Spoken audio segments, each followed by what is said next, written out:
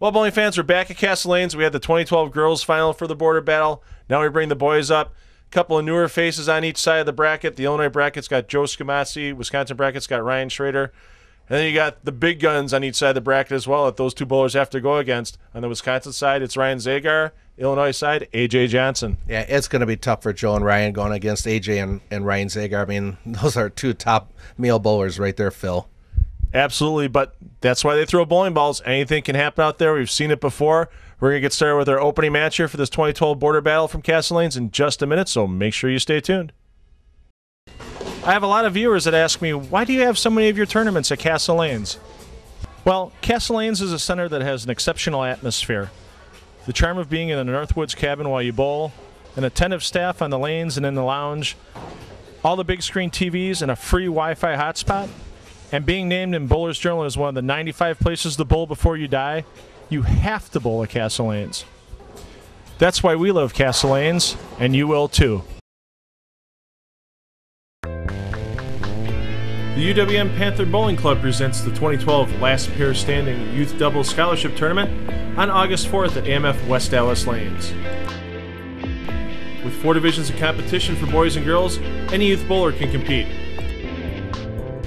For more information on the 2012 Last Pair Standing Tournament, contact UWM Panther Bowling Club Coach Chad Source at 414-305-8969. Castle Lane's the site once again for the 2012 Border Battle, the boys' finals this time.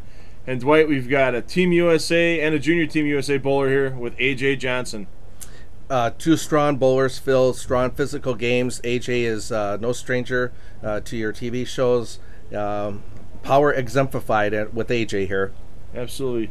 Last time you saw AJ, he was busy winning that Sean Yonan Memorial for the $1,000 scholarship up in Sheboygan. Nice, easy 5 steps to the line. Just effortless on the bottom, and just can't quite get the messenger 10. It's just amazing, Phil, with that type of ball speed and that type of rev rate, how can the 10 possibly stand? You would just think that he would just shred the rack, and you can see he tries to get the head pin to come across to take out the 10, but just comes up a little short. Switches to that polyester ball. Spare, cross lane. About 20 miles an hour, nice and easy on that spare. Again, the biggest thing that you see is that himself, along with like a lot of the top pros, like Sean Rash, they have that above shoulder high backswing height, delays their timing a little bit, but that's where they generate their ball speed. Joe Scumaci out of Chicago, bowls for UW Whitewater. You saw him a few times this past season in Wisconsin Collegiate Bowling Conference competition against your MSOE squad, and Joe's got pretty nice form as well there, Dwight. Yeah, absolutely. All of Mr. Loshner's kids are very strong. Whitewater obviously is a very strong boys team, and they have quite a bit of on-lane antics when they have their college tournaments. So they're a little bit louder than everyone else. MSOE's engineers are a little bit quieter than the Whitewater boys, but tremendous amount of talent. Those are the guys that you'd like to be a part of a teammate as opposed to bowling against. And just a little bit of a bad break there for Joe, but those are always tough spares when you have that 3-9 combination. When you're a right-handed bowler, even on tour, their average conversion rate on those spares is about 65%. Yep. So, that's what I was just going to say, about 65%. And again, the old cliche is anytime you leave more than one, you have a chance to chop it off. Both the guys are using marble pearls based off their bio sheets. Strong cover stock and big weight block made by Storm. Yeah, the ball motion's pretty tame. I mean, they're bowling on the same pattern that the girls bowl on. 45-foot pattern, but it's very light in volume. And you can see the change of direction down lane. When it does happen, it's very gradual for them. They're using balls that aren't going to looking like a hockey stick out there, I guess you could say. Yeah, the course shape of the marbles, whole line of marbles, and Storm's new one coming out, the IQ for the fall, have that same centerpiece course shape, and that court tends to be more of an earlier revving, more of an even arcier type of court. It's not as flippy on the back ends as, let's say, their vivid line of ball. Okay. AJ looking for his first strike of the day here. Very impressive game. 5 steps.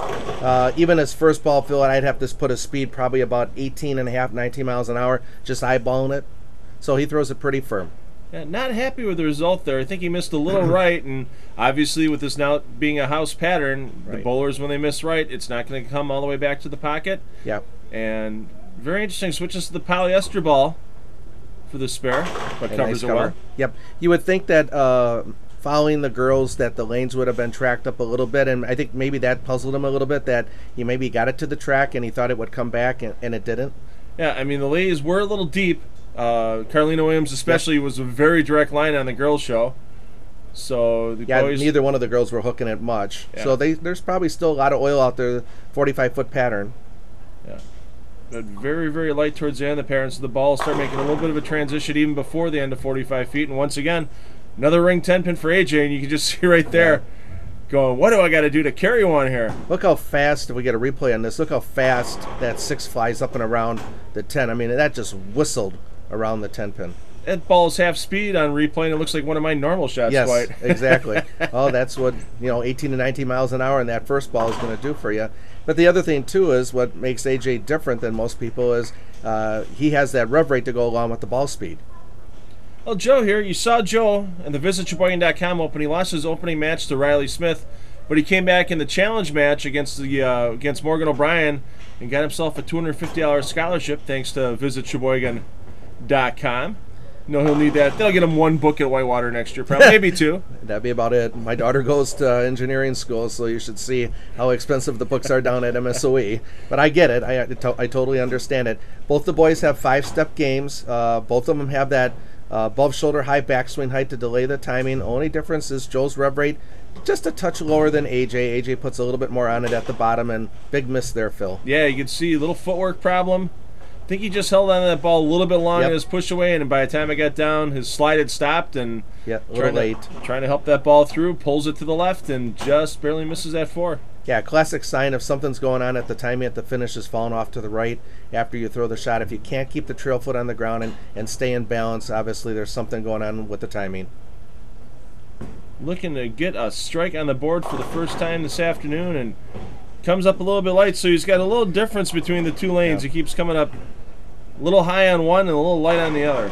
Yeah, just not getting the right ball reaction at this point. He's getting a little frustrated, not trying to get that marble pearl to read the lane correctly. At this point, you got to really start thinking almost different ball choice because that one game goes by so fast. Yeah. And the only good thing for Joe right now, his opponent hasn't struck yet either. This is, if you would have said there would have been 7 frames thrown out here already between the 2 bowlers, and they wouldn't have a strike, I'd be very surprised. First frame, third frame of AJ clearly could have been strikes, both 10 pins. One was a Wally that didn't go. The other was just a solid rocking 6 around the 10. So both of those could have been strikes. Maybe a fourth frame he'll get his first one. Oh my, that 9 wanted to stand, and that head pin came back across his head. Yeah, I saw that 7 there for a split second too. And with AJ's speed and rev rate, I'm sure he's left a lot of 7-9s in his life, but watch the way that there's a 7 there for a split second, and looks like the head pin does the job on the 9 pin. Yeah, you mentioned Sean Rash earlier, comparing AJ with him. Yes. And AJ's actually bowling with Sean Rash at the Tournament of Americas down in Miami, Florida in August. So 2 bowlers that definitely should be able to work well with each other in a Team USA competition. We just got to get AJ to get a beautiful wife like Sarah Rash for Sean. We're going to let AJ think about that during the commercial break. Dwight and I will be back from Castle Lanes with the rest of our opening match here for the 2012 Border Battle in just a minute.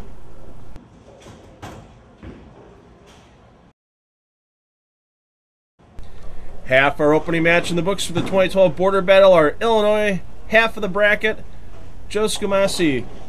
Down by a bunch of pins here, Dwight, and needs to start striking here.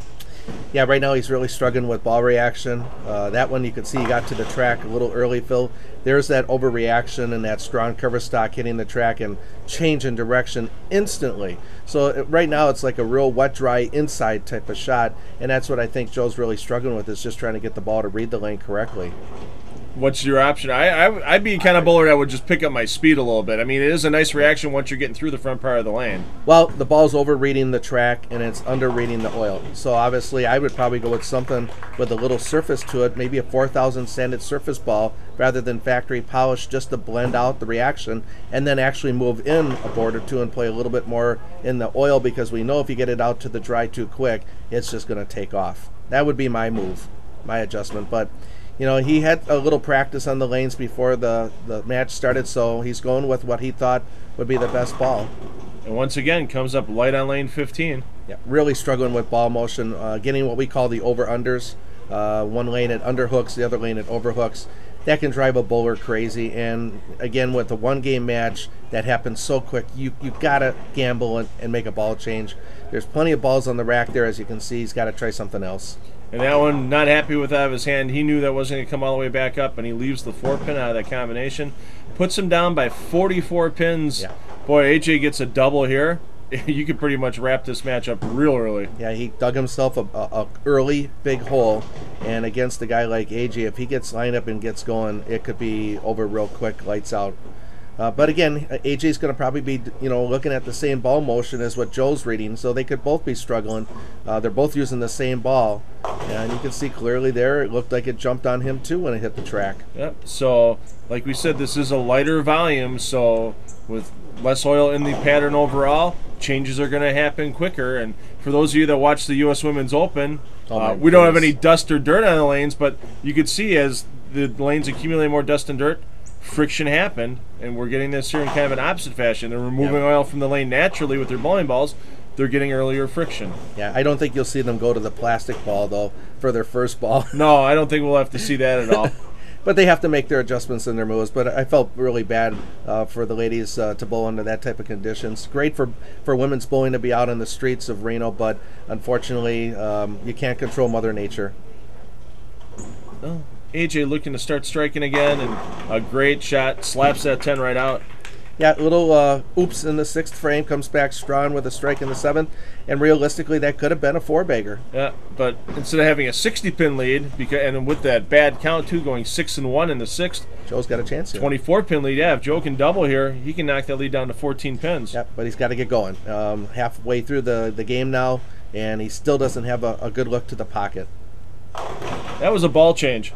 Looks like he changed that tropical breeze, and that one read even earlier on him. Reactive is reactive. The cover stock is always going to out-dominate the weight block in the drilling. Always. So I think it's a right move, but I think he's just got to get lined up now. Again, he's trying stuff, but he's just really struggling with ball reaction. And a tropical breeze is still another polished reactive. I don't know, I would have gone with something with a little bit of surface, just lightly sanded. And another ball change on that 5-pin. So he's gone through 3 bowling balls and 3 shots here, shaking his head, frustrated down by 24 pins. Yeah. He's got to decide on one. I think he's got to make a big move left and just firm everything up. I'd probably say that would be correct. When you've tried almost everything in your bag and nothing's working, it's going to be a long day. It's just not meant in the cards for it to happen. It looks like that's a track 505T switched to now.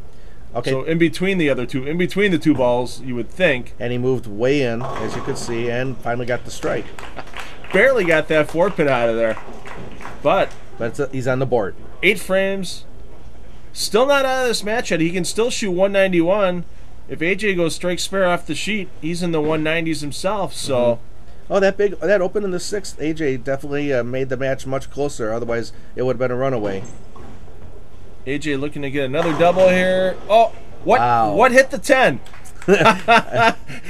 Everybody's looking at it again. He looked back twice just to make sure it actually happened. And yeah, he knows he got away with that one a little bit. Yeah, that's his version of the discount double check. He turned around and double checked that twice. What got the 10 to go forward? It was the base of the 6-pin. The very bottom of the 6-pin hit the 10. Yeah. Going in the pit. I've seen that one other time on a PBA, back on the PBA Tour days, and Walter Ray Williams did that in Milwaukee one year, about almost 30 years ago now. It's a big double, bottom line. Another strike here, gets that lead out to 44 pins again, and once again, a little bit late into the pocket, and he can't get that 10 to go. That's 3 10 pins and 5 shots in that lane for him. He's thrown a lot of great shots except for 2, 2nd frame and 6th frame. Otherwise, he's lived in the pocket, and those Red Crowns just don't want to give him any breaks. And you can see, watch as the ball went through. It went through the 9-pin spot, so even with all that speed and all those revs, if that ball is not rolling properly into the pocket, it's going to deflect away. Correct. Well, still a 33-pin lead. If AJ were to go strike spare in the 10th, he'd have 194. If Joe can strike out, he's at 191, so striking out is necessary for Joe here. Beautiful. By far the best shot of the match for Joe right there. Finally figured it out. It's kind of getting into crunch time now, Phil. 9th frame, and that's that foundation frame. That's 9th frame, one of the most important in the game, and so must-strike situation for Joe, and he came through, so he at least gives himself a chance in the 10th. Looking for our first turkey out here today. See all the geese flying above the lanes? We may have to rename them geese instead of turkeys here at Castle Lanes. That needs to hold. Ooh, and he gets it to hold. I thought he was a little left to target there. Yep. Well, I think he finally found it, and I'm sure he's probably saying to himself, if I would have had this ball earlier in the match, I might have ran away with it. Yep. So, but at least he found it, and see if he can strike out now. Ball chugged all the way through that 8-pin spot. That's power all the way through. Yeah, he made the right adjustments. He made the right ball choices. He clearly moved in, like you and I talked about. It's just adjusted a little late. Oh, the bucket crumbler makes an appearance. And the thing, Phil, is the pros also have to go through this just like we do. The difference is they figured it out within a couple frames, where we figure it out in maybe a half a game. It took me or longer. Or longer, yeah. Earlier this week in Sport League, it took me about a game and a half to figure it out. So, and that's really the difference between them and us, is they know what they have to do so much quicker than what we do, and that's why they're there. We're here. He needs to get a little lucky. Kind of insignificant on that shot with 190. Pulled out a pretty good game out of a pretty rough start, Phil. Well, no matter what, AJ's got a mark here. Yep. So strike will pretty much wrap it up, yeah. Good count spare. We'll do it for him. So if he goes strike spare, it's 194. And wow. Well, shot of the year right there, and well, that kind of makes up for the 10 coming forward. Yeah, on the same lane. Wow. You think that's the one to wrap up the match for you right there. Now you got to go out. It's a single pin, but we've seen single pins missed before on these shows. Just went straight back. Love the expression, though. That's priceless right there. Look at everybody in the crowd, too. That's like, wow. Priceless. That's good stuff right there, AJ. So he's got to cover this up and then get 7 pins to move on. No problem. That's a Team USA spare shooter right there. There you go. Great shot. Should have been a strike. Should have, could have, but 8's a winner. 8's a winner. 7's a tie. Would be a single ball roll off. And I'll tell you what, Joe proved that it's worth getting strikes and bunches in this game, because that's what got him in the match. AJ with 2 doubles and an open before the 10th frame. Yeah.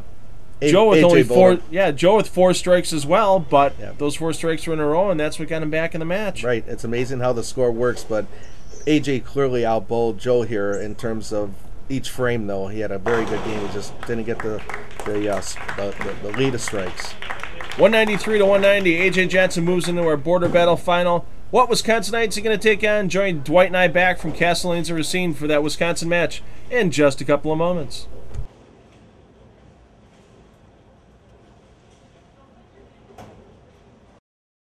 Hi, I'm Joe Petkus, owner of Action Heating and Cooling. Action Heating and Cooling has been providing a tradition of comfort in your home or business since 1972. We respect your desire for quality work at a fair price, completed when promised. Our planned maintenance plans can help your furnace or central air system run efficiently, last longer, and operate safely. We are comfort you can count on. We are Action Heating and Cooling. Call us or visit our website today. There's limited availability in New Berlin's fall bowling leagues. Call to reserve your spot today. Come in and enjoy the daily food and beverage specials inside the Ale House. Our spacious and comfortable banquet facility can host your business meeting or your wedding reception. New Berlin Ale House on Cleveland Avenue in New Berlin. Wisconsin semifinal of the 2012 Border Battle. Dwight, couple of Castle Lanes bowlers here. No real advantage. They both bowl and work here at the center. Got their way through the rest of the Wisconsin bracket today, so I guess they had a little bit of a home field advantage, but it's going to be tough to pick who wins this match between Ryan Zagar and Ryan Schroeder. Absolutely, Phil. Ryan Zagar obviously has been on many of your shows. He bowls almost all the top tournaments for youth tournaments. What can you say about his game except college coaches out there? Watch this kid bowl. You want to see someone that does it right with turn and speed and rotation. Quite impressive. And leaves the 2-8 starting out with. Yeah, Ryan knows how to play all areas of the lane. We had that piece a couple of months back on the Action Team Shootout where we talked about lane conditions, how to play the lanes. And we used Ryan in 3 different conditions, 3 different shots that he made TV on. So it shows that he's just not a single-faceted player. Yep. Very, very high backswing, almost a la Pete Weber when Pete Weber first came out. And Ryan also's got that skinny, tall frame, except Pete's not tall. But Pete used to have that extreme high backswing height. Delays the timing, produces a lot of power and speed from the backswing down. First singles show for Ryan Schroeder. You saw him earlier this season against Racine Horlick in the Midwinter Classic when he bowled for Kenosha Bradford. Much more contemporary, shorter backswing height. Not much of a push away, which is probably one of the reasons why the backswing height is a little shorter and a little bit more of a tweener, Phil. I would give Ryan a little bit more of that power roller, Ryan Zagar. Yeah, I mean, Ryan Schroeder here, a little bit more forward roll as compared to Zagar. Yes. So, and you can see that forward roll picked up the lane real early. Yep. So that's one thing that Schroeder is going to have to overcome here. Yeah, 2 completely different styles in the physical games, but shows you that we don't have to all be the same. You can still get to the finals or semifinals with what you have. So Ryan Schroeder here, 298 for his high game. Wow. 779 high series. I see a 300 and 800 on his horizon pretty soon, especially with a mentor like his dad, John, who's been Racine Bowler of the Year for the last couple of seasons, who's racked up a bunch of 300s and 800s with shots just like that one. Great gene pool. You can see obviously he keeps his head very stable. His shoulders are very level when he lets it go. And again, this game is, you hit it the last match, Phil. You can have all that turn of the A.J. Johnson, but if you're not having the ball go through the pins correctly, you're just simply not going to strike. And there was a beautiful rolling strike into the pocket. 6 steps to Ryan Zagar all the way from the back of the approach, and no problem getting 10 out that time. A little loopy at the top of the swing with Ryan Zagar's arm swing, but from the top of the backswing down, he slots it into the groove just beautifully, and that's why he has that beautiful launch angle through the heads. And that turn at the top of the swing really gets his hand in a premium position at the point of release, where it's on the inside of the ball, like the great pros, as you mentioned. Pete Weber or Sean Rash, right on the inside there. Yep. That's where he gets all that power from, and we see him pick up the speed to keep it on line on lane 15. Oh, that had to be at least 19, 20 miles an hour. So, a lot of power there. But again, you can't still label him as speed dominant because he has a rev rate to go with the speed. Very impressive. Absolutely. Well, I'm sure Ryan will keep up with him here, Schroeder. Too many Ryans in this match. That's where we're throwing the last name in there right away, so we don't confuse our viewers. And you can see what Ryan Schroeder did there.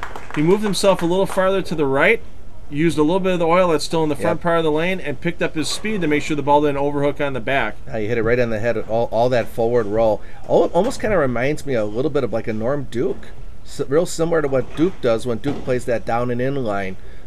Duke's got that early push weight, that shoulder high backswing height. Very similar in the release and roll of a Norm Duke. That one he didn't get around it enough, and look what happened. Yeah, and you can see the extra loft he had on that ball. I don't think it was intentional to get over the front part of the lane. Absolutely not. And it's really easy your first couple of times under the TV lights to get a little grabby with the shot on the bottom. And that time when he grabbed it, gave it extra length, and bye-bye. Yeah, 210 is about a 50% conversion rate on our shows. Switches to that plastic ball.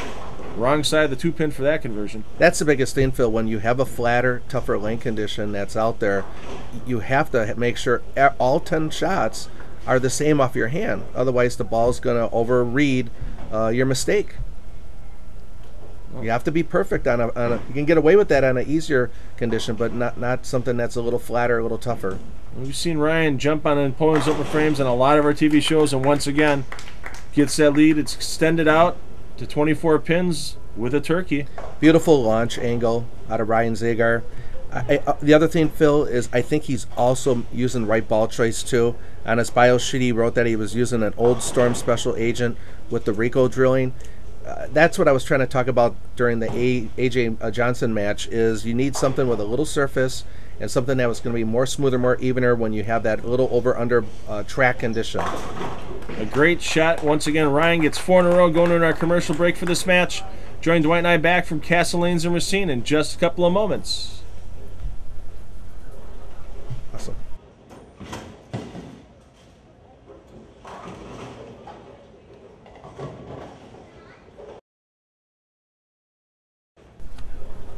The Wisconsin half of the border battle bracket. Ryan Schroeder down by 34 pins here, working off an open frame, and it's either all or nothing for Ryan Schroeder right now. Yeah, Ryan Zagar is throwing a lot of beautiful strikes at him, and so obviously as an opponent you got to get it going. And again, Phil, did you see on that one again that little added loft out into the lane? Again, is he doing it purposely, or is it just he sticking in the thumb hole, or what? But he almost got a strike there even with that loft, and then you leave the flush 7, which is a tremendously bad break. Yeah, I mean, the head pin goes in front of the 7, the 4 pin gets shot straight back by the 2 pin. All Ryan Schroeder can do right now is just get out there and make the spare and start trying to strike again. Get back in this match, because you know an opponent like Ryan Zagar, not going to let him down. Exactly. Going to keep throwing everything at him he can. Keep twisting that thumb screw down on him. Yep, absolutely. Want to thank Phil and Patty Anko here at Castle Lanes and the entire staff. Tell you what, probably the most beautiful bowling center in Wisconsin. Agreed. All the granite countertops you see there shining, all the neat masking units of a Northwood scene, and even the geese flying above the lanes. All bowlers, again, they have to experience it, at Castle Lanes at least once in their lives. It's just something spectacular, and I've known Phil since probably the mid-'80s. Phil actually met Phil at Bob's Business, which is one of our distributors in town, and Phil used to work there in the early years. So he's been in bowling most of his life like I have. And call early to get in and see if Castle Lanes has got any openings this fall, because there usually aren't many. So no. If you want to get in the league at Castle Lanes, give them a call. You saw the website address on the screen to check out some information. Their phone number there as well is 262-633-1199.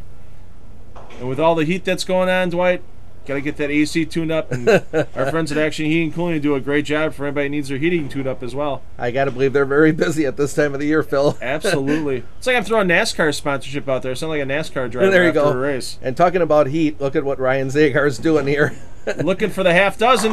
Oh, and he slaps the 10 to get it. There's some serious heat, Phil. Yeah, no kidding. That's about a 21 mile an hour shot he's got going there.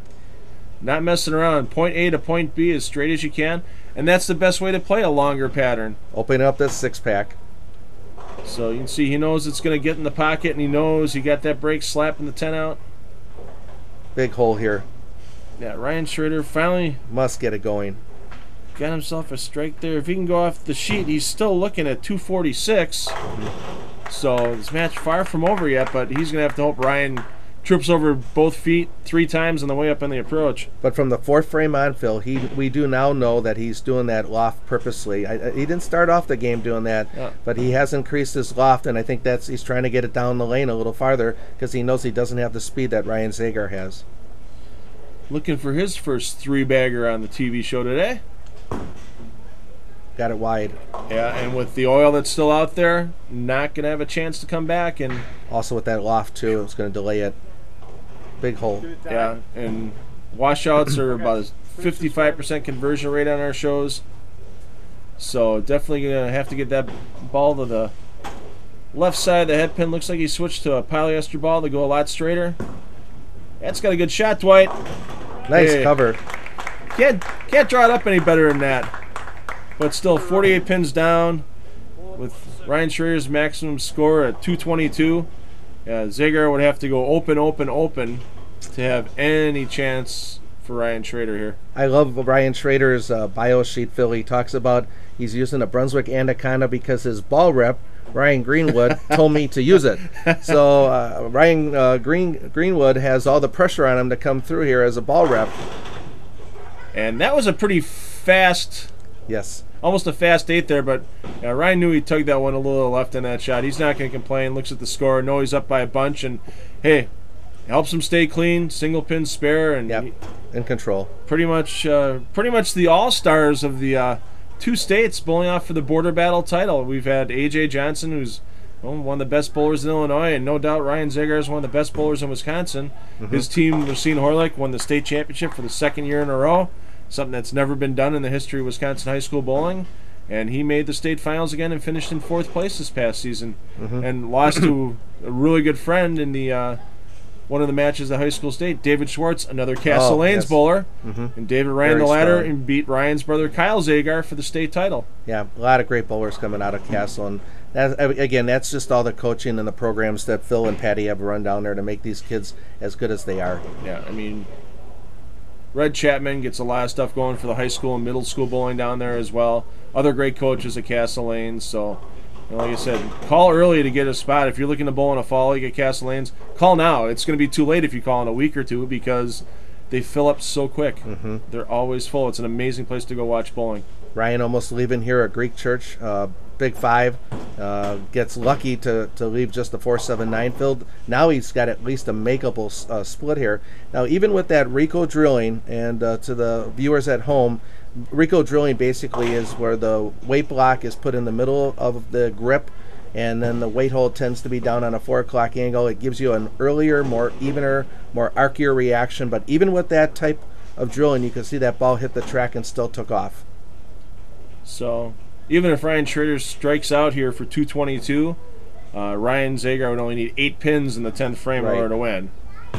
Yeah, even though the open happened in the 9th frame, he's still in a very good situation. Yeah, and it looked like he even tried increasing his loft a little bit on that shot. Balls almost looked slow, Phil. Yeah. Right early, and this match is pretty much done, but Ryan Schroeder will take home a nice little chunk of scholarship cash, some bonus prizes for making the TV finals today. And I know he's a little disappointed with his first time out, but hey, Castle Lanes got 2 other house bowlers on TV in the show in the home center, so he's got to be pretty proud of that too. Yeah, absolutely. Representing, as the young kids like to say. And he'll, with his game as good as it is, he'll be on TV more. So that one once again hooks up early on him, and that's where you can see the different roll types in play. Absolutely. Ryan Schroeder more forward roll. Ryan Zagar at this point in time going with a little more side roll to help the ball get down lane, and speed helps. Yeah, we're just going to fast track through the end, save a little time since this match is no longer in doubt. A.J. Johnson, Ryan Zagar in the final match. Dwight, who do you take, the house bowler or the Team USA? Right now, I got to give the nods to Ryan Zagar. Not only, I think the speed's going to help with this type of lane condition, I think he's got the right ball and the right drilling. So early nod would have to go to Ryan Zagar, in my opinion. Yeah, and I mean, if you look at the strike production here, Ryan had that 6-bagger. Now he's got 8 this game so far with that second one in the 10th. And AJ struggled to carry. He left 3 or 4. He left 3 10 pins and a very stone 8 pin in the 10th frame. So AJ's going to get some practice coming back on, but he's got to go. I can get to the pocket. I got to equal Ryan's carry. There's no doubt about it. Absolutely. Ryan Zagar right now, in my opinion, has got it figured out. I doubt you'll see any change to that last game in Ryan Zagar choices. 9 strikes for 245 for Ryan Zagar over the 183 for Ryan Schroeder. It's going to be a heck of a border battle final, ladies and gentlemen. Make sure you get back here and watch that between A.J. Johnson and Ryan Zagar in just a couple of minutes.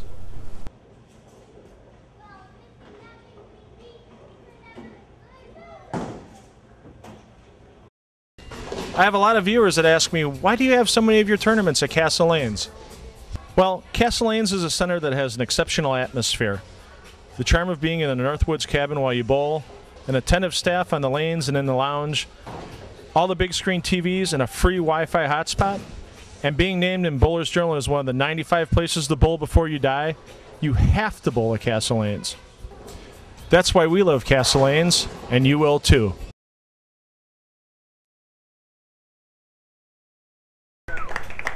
Battle of the year here, I guess you could kind of say, between Ryan Zagar from Wisconsin, A.J. Johnson from Illinois for the 2012 Border Battle Championship. And Dwight, you picked Ryan Zagar here as the favorite going into this match. It doesn't mean that AJ can't get lined up and start striking with the physical game that he has. But, in boxing they talk about the two heavyweights going at it, Phil. Here's our two heavyweights. And a great start by Ryan Zagar. Yeah, something tells me that a $192 might not win this game. Well, the biggest thing for AJ is AJ just saw what Ryan did. So AJ's going to have to step up. He knows that Ryan is on cruise control, so he's going to have to make right choices, right equipment, and throw the ball very good if he's got a chance to win this match. Yeah, and AJ knows how to make adjustments watching other bowlers' equipment read down lane. Right. Looks like a he's little bit more in. Yep. Oh, destroys that rack. There's your power, Phil. That just basically turned that into shreds of wood. Let's see if we get a replay on this. Watch that head pin, even though it doesn't take anything out. It's just like two pirouettes. Yeah. Yeah, it could have taken the 8, 9, and 10 Splinters. out. Yeah, no doubt about that. But there's that speed and that power. So I think he made a right move here, moving a little bit more in. Maybe went to a ball that had a little surface to it. So right now, looks like good ball reaction. It looks like he stayed with that Marvel Pearl. So and once again, lane 15, catching him with that 10 pin again. Another 6 whistler, 6 up and around. I don't know if we'll get a replay on this one, but again, there it comes. That's that fast 6, right up and around, and nothing much you can do on that. Yeah, it's just that ball is just got to get to towards the head pin a little bit earlier. Yep, that's exactly it. And knock that deflection off the 3 pin down. Even with all that power, you can still leave that stone 10.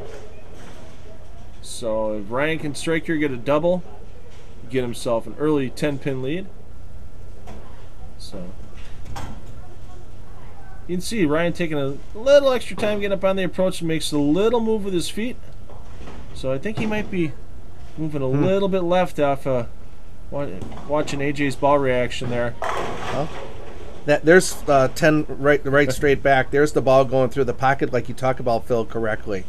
You ain't going to leave a 10 pin on that one. Yeah, and both these bowlers are trying to stay as direct as possible and take the little idiosyncrasies of the lane out of play. Yes, absolutely. Again, the biggest thing that I see is they're both trying to avoid the outside track. They're trying to stay in the oil. And with both of them having the rev rates that they have, they're not going to get that overskid like someone that would have a little bit more of a lower rev rate. Wow. Look at that power. Good night, 10 pin. Yes. Here comes the Sandman back across the deck at about Mach 6. Yeah, that's what we call a tomahawk. You're just going to take that head pin and just tomahawk it across the deck to take out that 10. 3 bounces and out it goes. That's power. Well, early 20 pin lead for Ryan Zagar, assuming AJ can strike in the 3rd frame. Making that special agent look like the ball just came out on the market as hard as that ball still hits, Phil, and that ball's a good 4 or 5 years old. See, AJ finishes right almost on top of that foul line, and I think 16's starting to make a change a little bit, and yeah. I think Ryan Zagar got that read. Yep, from the first shot or the 10th frame of the last game or something. But, yeah, you saw him clearly move to the left, kind of adjusted before the actual breakdown occurred. That's smart. AJ, no problem covering those 3 pins up with that polyester ball. That's one thing AJ, talking to him during the day today, he was lucky enough to go to the junior team. I shouldn't say lucky enough, he earned it. The junior team USA camp down in Arlington a couple of months ago, and they really worked on spare shooting and the mental part of spare shooting. Some of the stuff he was telling me was that they were teaching him. It just makes common sense when you hear it, but you don't ever really hear it unless you go get some great coaching out there. That's just what I was going to say. A great coach is going to be able to explain it to where you understand it and your mind concepts it and you buy into it, Phil. And that's what a great coach is just using the right language to try to get the point across to the student. Yeah. I mean, when you're looking at a bowler like A.J. Johnson here who's not giving pins away on spare attempts at all, I mean, the last 3 TV shows he's been on, he has not missed any easy spares. I always look at it as this, Phil. It's my philosophy, and I unfortunately yell at my daughter all the time about this. But she is a great spare shooter, and I'm real proud of her for that. But any of my students, I always use that cliche: is every time you miss a single pin spare, you're taking at least 10 pins off your score. So let's say that you missed maybe 5 or 6 during the night. Well, you just cost yourself 50 to 60 pins off your score. So instead of having 600, you could have had 660. I mean, that's a 20 pin difference in average. Yeah. And especially when you're on tougher conditions like these bowlers see all the time, and there's just another rip 10 pin. And that was one of AJ's 10 pins on that one. So Ryan feeling a little bit of that whistling 6 up and around the 10 too. Great shot again. Yeah. Ryan switches to a urethane ball, obviously not quite as skiddy as a polyester would be. Switches to a Storm Natural, but definitely is not going to hook as much as that Marvel Pura will, and he'll flatten it out, get it down the lane from the left side into the right. Plenty of speed, no problem. Almost a souvenir for the crowd there. Didn't get back out in front of the rake. Well, that's what I was just going to say. You throw the ball that hard, you're going to have some pins flying out of the deck. Absolutely. So that's probably the reason why he doesn't need a plastic ball, is because his ball speed is probably 3 to 4 miles an hour faster than a typical amateur. So obviously he's going to get a urethane ball to go pretty straight. Looking to get a strike here as we get into the commercial break. Looks like it's online nicely. Gets that 7-9 out last. We're going to get to the commercial break for this match. Join Dwight and I back from Castle Lanes and Racine in just a couple of moments for the rest of the final.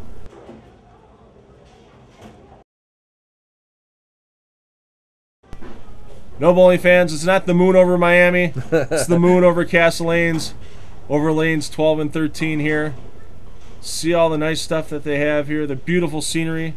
It's always a nice place to bowl just for the scenery, Dwight. I was just going to say, Phil, did Phil actually have someone architect all this and go through it with him, or is this just Phil had this vision of how he wanted his bowling alley to look? Anko had the vision. He had other people helping with the tweaks and stuff, and AJ wishes he could tweak that 4-pin over. It looks like it should have fell. So moved it, yep. Moved it into like that 2.5 position, Phil.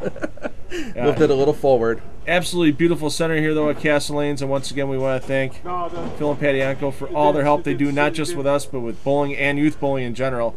Huge supporters of all of our telecasts here on Time Warner Cable Sports 32, and want to thank them as well for keeping us on the air.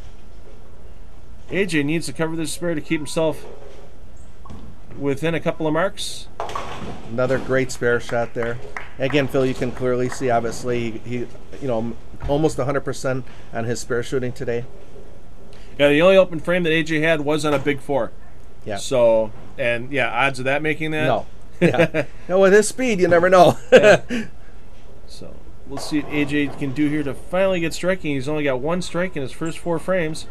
All the great coaches that are out there, Phil, your Fred Bordens of the world, all of them preach spare shooting.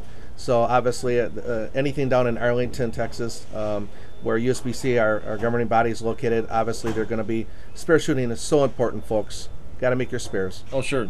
AJ misses a couple of the single pins. The match would almost be over. He'd be down by 44 pins, especially with Ryan going 3-bagger spare strike, getting into his 6th frame here. Wow. 4, 6, 7. That's exactly what I would have left if I threw that shot. Ryan carries it, and that just shows what a little extra speed and a little extra revolutions can do in the games. He's not in his head. He's like, yep, I got away with one there. Yep. And he did. He knows it. Well, right. Bowlers Pro Shop, our friend Joey Serrar does the Above180.com podcast. And Dwight, you mentioned before the break about matching speed and rev rate up. They've got a great series they're doing with Mo Pinnell right now on the Above180.com podcast about drillings with speed and rev rate and stuff, and it's even simple enough that somebody like me that's not a ball driller can understand. Yeah. So if you really want to learn about ball reaction, want to learn about matching up ball drillings to your game, it's a great place to go, and then you go to your pro shop guy and work on it from there. Again, Joey, myself, we attend all the seminars, and again, Joey, myself, we are Mo disciples, I call us, and Mo has done, I think, more for the pro shop operators across the country than I think anyone else nationwide. So I owe all my knowledge to Mo, and so he's one of the smartest guys out there, and he talks technical, but he also talks with the ability to make you understand it. He wants you to leave understanding what he's trying to say when you go to one of his seminars. And because of that, it makes us all more knowledgeable, and we can share that with our customers and our students. Yeah, I mean, it's a great series. Get a chance to listen to it, above180.com. And while we've been busy talking, the bowlers have just been matching up their equipment with their speed and rev rate, because all they've thrown is strikes in the last 4 shots. Both got a double now.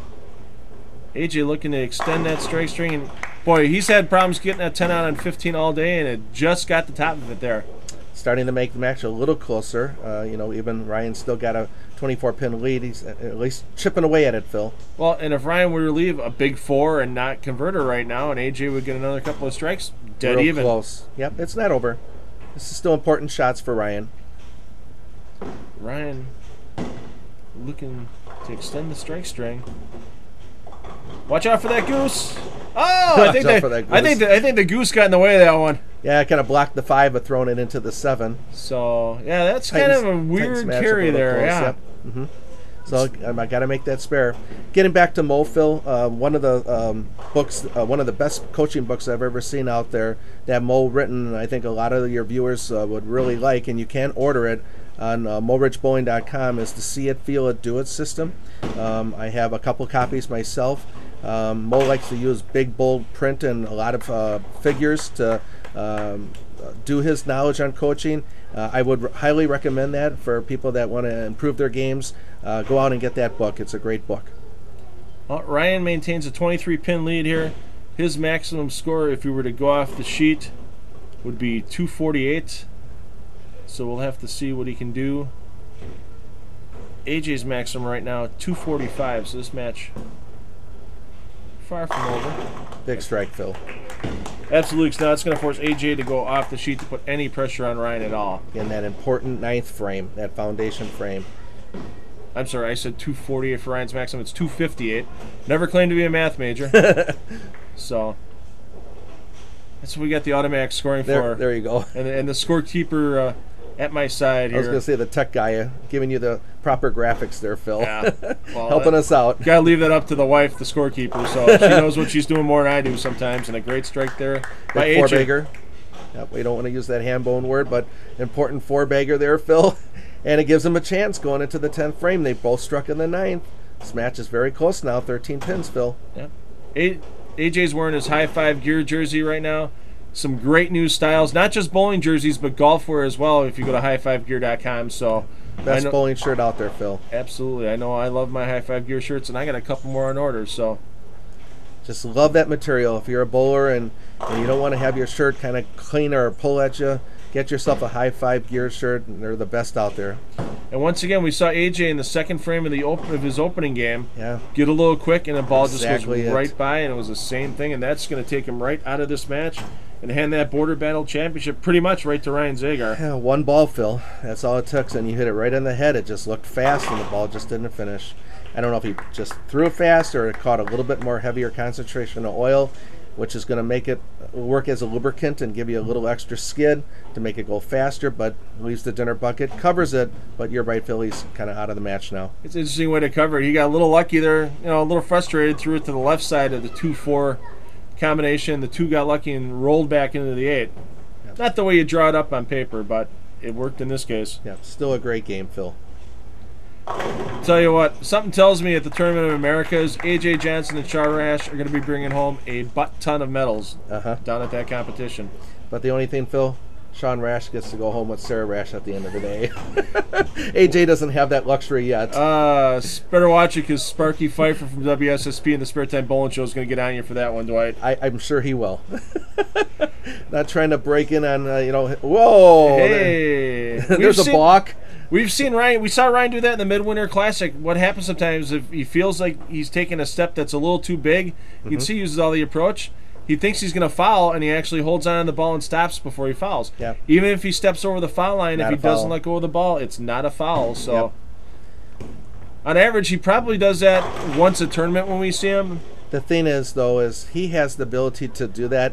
I don't think you and I, Phil, or any of our viewers could have that ability to actually hold on to the ball almost purposely and stop like that. We're going to let the ball go and have a bad shot. Oh, I'd be or foul. Yeah, or be three steps on the lane, holding on the ball, and then on our backsides after we slip on the oil. So, yeah. Or you could have the Josh Blanchard and throw it straight up in the air, or go up with it in the air and then fall on the gutter capping. Yeah, exactly. The painful moment for the PBA Rookie of the Year. He still made Rookie of the Year, even with that bad performance on TV that day. But I was going to say, unfortunately, that's how you get your 10 minutes of fame. What a way to do it. Yeah, he did get a lot of other sports shows and stuff Absolutely off that fall. Did. So, well, I'm sure we'll see Josh back. World Series of Bowling will start the new PBA season off in November. Those shows will start at the end of November. And a great day for Ryan Zagar, winning another tournament at Castle Lanes in his home center. 237 to 221 is our final. Dwight and I'll be back from Castle Lanes in just a couple of minutes to wrap up the 2012 Border Battle.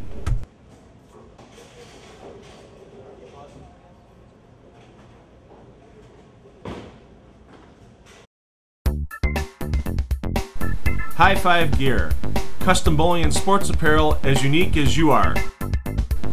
The only limitation is your imagination. HighFiveGear.com. Barbiere's, a Milwaukee institution since 1963. Great Italian food for dine-in or carry-out, and great times for your family and friends. Barbiere's, in the heart of South Milwaukee, and near Miller Park on Blue Mound Road. Well, Dwight, final match is done here at the 2012 Border Battle. You didn't give the jinx out to Ryan Zagar by picking him before the match. You were right. He had the right look and everything out there in the lanes to get by A.J. Johnson in the championship match. Yeah, that take away nothing the fact that he's good, Phil. But he did have the right ball set up and the right ball reaction and did everything right, and that's why he's the champion. Well, another Border Battle's wrapped up from Castle Lanes and Racine. We go back to New Berlin Bowl for our next tournament, the 900 Global Summer Open, and a couple of pretty strong fields for those tournaments as well. Yeah, absolutely, Phil. I mean, this is going to be the best of the best there, and they're going to be hitting 3 different lane conditions, so it's going to be pretty tough, Phil. Make sure you join us back from New Berlin Bowl for that tournament. For my friend Dwight Albrecht, I'm Phil Brylow, and parents, take the kids bowling. They'll have fun for life. We'll see you on our next show.